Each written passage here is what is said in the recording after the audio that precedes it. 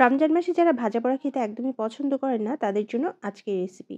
এই একটা রেসিপি বানালে আপনার আর অন্য কোনো আইটেমের প্রয়োজন হবে না। এই একটা রেসিপি দিয়ে আপনার পুরো ইফতার কমপ্লিট হয়ে যাবে। একই সাথে হেলদি এবং টেস্টি একটা রেসিপি। এটা খাবার পর আপনার মনে হবে আপনি প্রতিদিনের ইফতার আইটেমে এই রেসিপিটা রাখতে চান। এর জন্য ফ্রাইং প্যানে ১ কাপ পানি দিয়ে এর মধ্যে আমি ব্রেস্ট পিসের অর্ধেক অংশ দিয়ে দিলাম। এরপর এখানে হাফ চা চামচ লবণ, হাফ চা চামচ কালো গোলমরিচ গুঁড়া, হাফ চা চামচ আদা এবং হাফ চা চামচ রসুন বাটা দিয়ে মাংসটাকে একদম খুব ভালোভাবে সেদ্ধ করে নেব।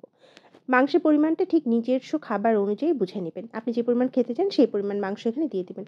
একদম ভালোভাবে সেদ্ধ করে নিয়েছি এবং কয়েকবার উল্টে পাল্টে দিয়ে আমি খুব ভালোভাবে সেদ্ধ করে মাংসটা উঠিয়ে নিলাম। ঠান্ডা করে নিব। ঠান্ডা হবার পর মাংসটাকে আমি এভাবে ছাড়িয়ে নিব। একটা কাঁটা চামচ দিয়ে এভাবে ছাড়িয়ে নিচ্ছি। যেহেতু গরম ছিল যার কারণে আমি এভাবে ছাড়িয়ে নিচ্ছি। আপনি চাইলে হাত দিয়েও খুব সুন্দরভাবে ঝরঝরে করে ছাড়িয়ে নিতে পারেন। মাংসগুলো একটু বেশি ঝরঝরে হলে তবেই কিন্তু খেতে ভালো লাগে। এখন আমি এখানে বাঁধাকপি কুচি করে নিয়েছি। বাঁধাকপিটাকে যতটা সম্ভব কুচি করা যায় ততটাই কুচি করে নিয়েছি। মানে একদম মিহি করে কুচি করে নিয়েছি। এখানে ১ কাপ বাঁধাকপি দিয়ে দিলাম। এরপর গাজর কুচি দিয়ে দিচ্ছি ১ কাপ। আর গাজরটাকেও গ্রেটার দিয়ে একদম মিহি করে কুচি করে নিয়েছি। মানে যতটা চিকন করা যাবে ততটাই কিন্তু খেতে ভালো লাগবে। তারপর এখানে টমেটো দিয়ে দিচ্ছি। টমেটোর বিচির অংশগুলো আমি ফেলাই দিয়েছি। শুধু ছালটাকে এভাবে পাতলা করে কেটে নিয়েছি। এরপর এখানে হাফ চা চামচ কালো গোলমরিচ গুঁড়া, হাফ চা চামচ চিনি, হাফ চা চামচ লবণ, ১ টেবিল চামচ টক দই। এরপর দিয়ে দিচ্ছি ২ চা চামচ মেয়োনিজ। এই মেয়োনিজটা আমি বাসায় বানিয়েছি হেলদি ওয়েতে। ডিম পোস্ট এবং শুকনা মরিচ আর রসুন দিয়ে মেয়োনিজটা করা হয়েছে।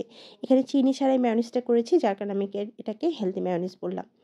এরপর এখানে দিয়ে দিলাম কাঁচামরিচ কুচি, সামান্য একটু চিলি ফ্লেক্স আর দিয়ে দিলাম সামান্য একটু সরিষার তেল। এখন এগুলোকে ভালোভাবে আমি মাখিয়ে নিব। এটা কিন্তু হাত দিয়ে চেপে, চেপে মাখা যাবে না। এতে করে বাঁধাকপি থেকে পানি ছাড়তে শুরু করবে। যার কারণে চামচ দিয়ে হালকাভাবে এটাকে মেখে নিতে হবে। আপনি যখন ইফতার করবেন ঠিক তার আগ মুহূর্তে মেখে নিবেন, এতে করে পানি ছাড়বে না। এরপর এখানে ভালোভাবে মাখিয়ে নেওয়ার পর আমি এখানে দিয়ে দিচ্ছি সাদা সিরকা হাফ চা চামচ। আপনি চাইলে ভিনেগারটা একদম ১ম এ দিতে পারেন। আমি আসলে ভুলে গেছিলাম যার কারণে আমি পরবর্তীতে দিলাম।